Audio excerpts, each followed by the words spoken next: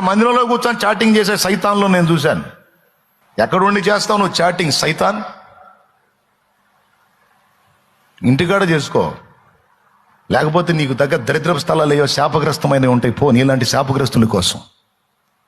దేవుని సన్నిధాన భయం లేదా లూసిఫర్? బజార్లో బజార్లో తిరుగుతూ మాట్లాడుతూ ఉంటారు. వాళ్ళే ఓస్తారు, అన్యజనులు ఓస్తారు. ఇదిరా క్రైస్తవ్యం అంటే, ఇదిరా యేసు ప్రభు అంటే.